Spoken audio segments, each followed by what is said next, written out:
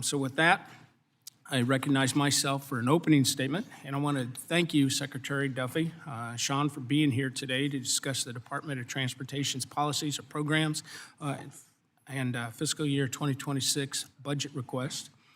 You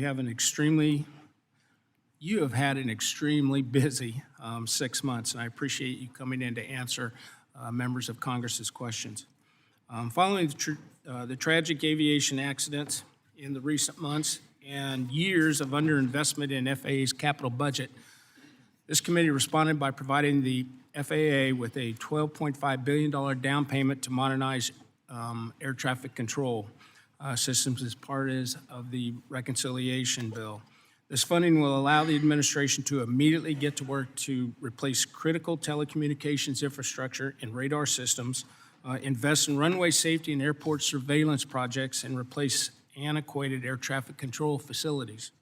I appreciate your work on the administration's brand new air traffic control system plan, and I look forward to working with you and the administration to ensure this funding supports the plan's goals and helps deliver a state-of-the-art ATC system.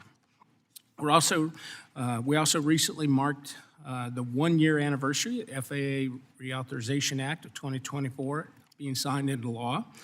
This bipartisan law significantly advances the aviation industry through safety reforms, requirements for the FAA to plan for modernizing the ATC system, improvements to address workforce challenges, increased funding for airports across the country, improvements to the passenger experience, and the inclusion of the very first ever general aviation title.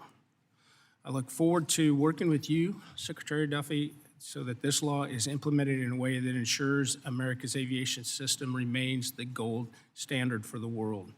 Additionally, the committee is already working on the next surface transportation bill, which we plan to consider before the end of the year. The current authorization, which is set to expire next September, has plagued infrastructure planning with delays, cost increases, and administrative confusion. The committee has a prime opportunity to focus on core infrastructure that moves people and goods safely and efficiently, cut red tape and accelerate project delivery, ensure that states have the flexibility that they need to address their priorities, and shore up the bankrupt Highway Trust Fund. We must maintain the user pays principle and offer solutions for putting the Highway Trust Fund on a more sustainable fiscal path. I look forward to working with my colleagues on both sides of the aisle to address the trust fund's funding challenges. Simply put, we have to make America build again.